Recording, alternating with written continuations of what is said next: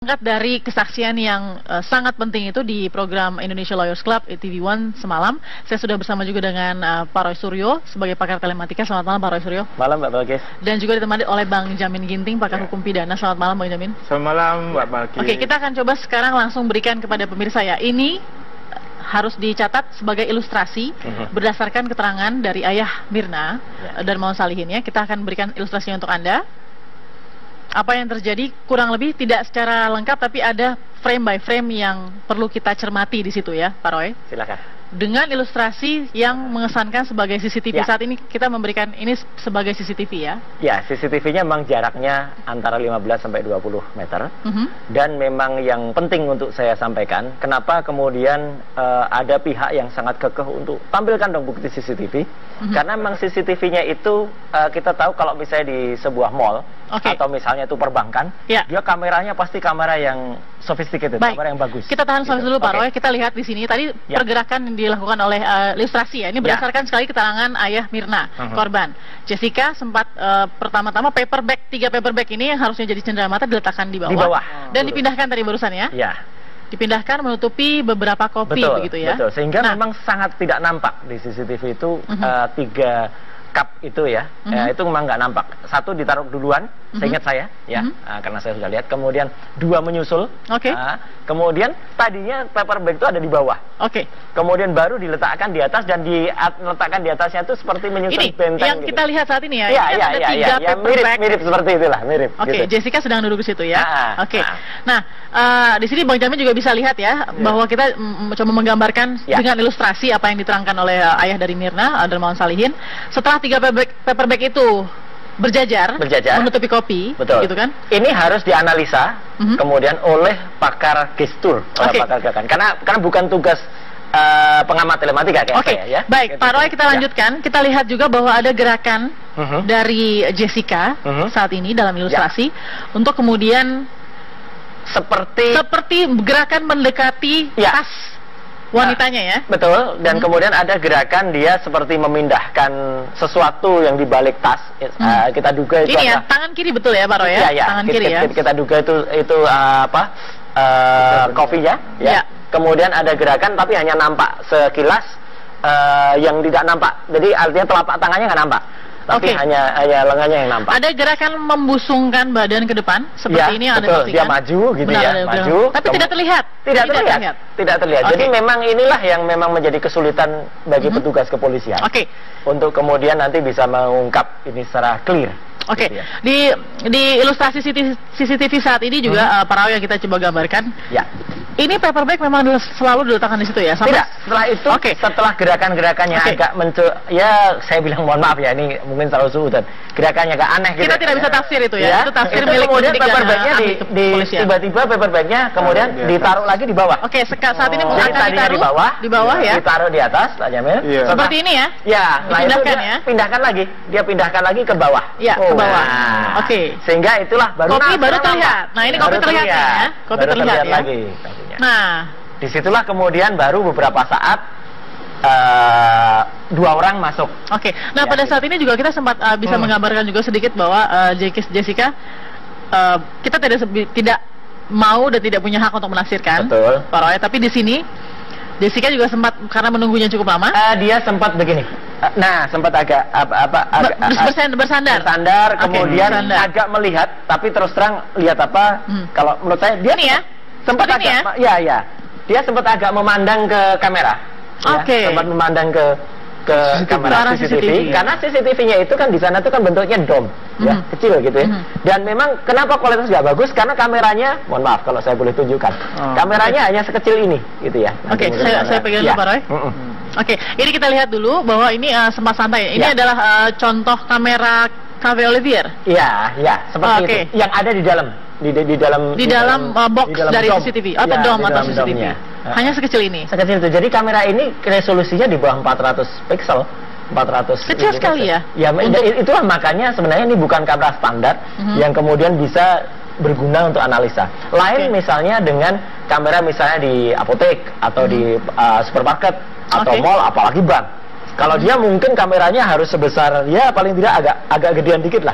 Oke. Gitu ya. Minimal kalau misalnya. Yang di klinik begitu. Nah, misalnya dia dia segini. Ini hanya untuk ilustrasi aja. Ini perbedaannya ya. Ini perbedaannya. Jadi kalau kamera seperti ini minimal dia bisa digunakan untuk dianalisa. Kita mau panjang lagi soal ini karena tadi ilustrasi yang kita sudah gambarkan mudah-mudahan juga cukup jelas. Karena kan kemarin kan kita hanya mendengarkan lewat audio saja ya, penjelasan bergerak-gerik dari ayah Mirna. Tapi tadi sudah cukup bisa tergambarkan bahwa tidak terlalu padat juga gambarnya. Betul. Agak jauh begitu agak jauh, dan kemudian harus dianalisa sekali lagi ya oleh pakar gestur atau pakar perilaku. Tugas saya sebenarnya waktu itu dulu sempat untuk membersihkan atau untuk memaksimalkan gambar, tapi saya bilang kalau memang resolusinya seperti itu ya susah sekali. Baik, kita akan sambung lagi nanti Pak Roy Suryo dan juga Bang Jamin Ginting sesaat lagi ya, tetap bersama kami pemirsa. Baik, Pak Roy, kita lanjutkan. Kita lihat juga bahwa ada gerakan dari Jessica saat ini dalam ilustrasi untuk kemudian seperti gerakan mendekati tas wanitanya ya. Betul, dan kemudian ada gerakan dia seperti memindahkan sesuatu yang dibalik tas. Kita duga itu ini ya, tangan kiri betul ya Pak Roy ya? Tangan kiri ya. Kita duga itu kopinya ya. Kemudian ada gerakan tapi hanya nampak sekilas yang tidak nampak. Jadi artinya telapak tangannya nggak nampak. Tapi hanya lengannya yang nampak. Ada gerakan membusungkan badan ke depan seperti ini yang Anda saksikan. Dia maju gitu ya, maju. Tapi tidak terlihat. Tidak terlihat. Jadi memang inilah yang memang menjadi kesulitan bagi petugas kepolisian. Untuk kemudian nanti bisa mengungkap ini secara clear. Gitu ya. Di ilustrasi CCTV saat ini juga Pak Roy yang kita coba gambarkan. Ini paper bag memang selalu diletakkan di situ ya? Tidak, setelah itu, setelah gerakan-gerakannya agak ya saya bilang mohon maaf ya, ini mungkin terlalu suudan. Gerakannya agak aneh gitu. Kita tidak bisa tafsir itu ya, itu tafsir milik kemudian paper bagnya tiba-tiba paper bagnya kemudian ditaruh lagi di bawah. Saat ini mungkin ditaruh di bawah ya. Ditaruh di atas, Pak Jamil. Seperti ini ya? Ya, dipindahkan ya? Pindahkan lagi, dia pindahkan lagi ke bawah. Ya, ke bawah. Sehingga itulah kopi baru terlihat. Nah, ini kopi terlihat ya? Kopi terlihat ya? Nah, disitulah kemudian baru beberapa saat dua orang masuk. Nah pada saat ini juga kita sempat bisa menggambarkan juga sedikit bahwa Jessica kita tidak mau dan tidak punya hak untuk menafsirkan. Betul. Pak Roy, tapi di sini Jessica juga sempat karena menunggunya cukup lama. Dia sempat begini.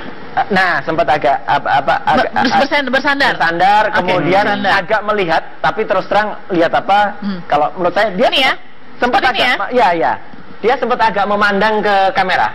Sempat memandang ke kamera CCTV. Karena CCTV-nya itu kan di sana itu kan bentuknya dom, kecil gitu ya. Dan dari kesaksian yang sangat penting itu di program Indonesia Lawyers Club TV1 semalam, saya sudah bersama juga dengan Pak Roy Suryo sebagai pakar telematika. Selamat malam Pak Roy Suryo. Malam Mbak Balkis. Dan juga ditemani oleh Bang Jamin Ginting, pakar hukum pidana. Selamat malam Bang Jamin. Selamat malam Mbak Balkis. Kita akan coba sekarang langsung berikan kepada pemirsa ya. Ini harus dicatat sebagai ilustrasi berdasarkan keterangan dari ayah Mirna dan Maon Salihin ya. Kita akan berikan ilustrasinya untuk Anda.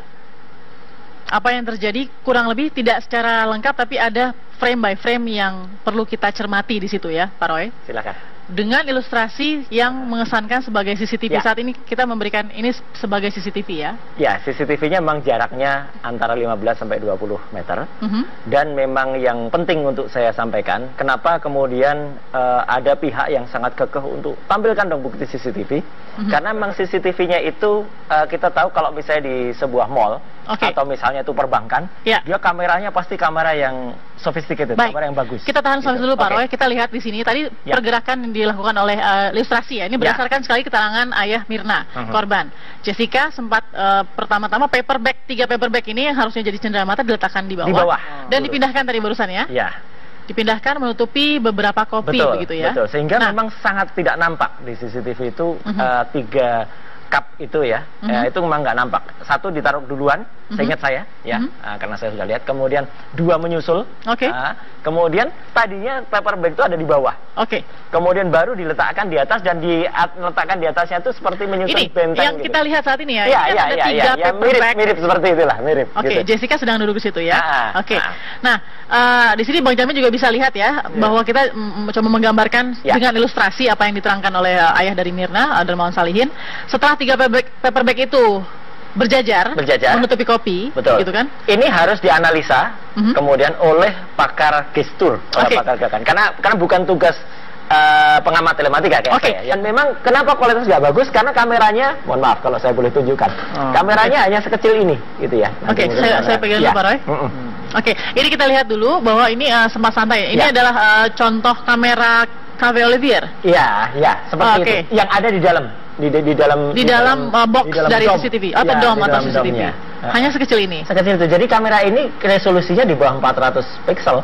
400 kecil sekali ya. Ya, itulah makanya sebenarnya ini bukan kamera standar yang kemudian bisa berguna untuk analisa. Lain misalnya dengan kamera misalnya di apotek atau di supermarket atau mall, apalagi bank. Kalau dia mungkin kameranya harus sebesar, ya paling tidak agak gedean dikit lah.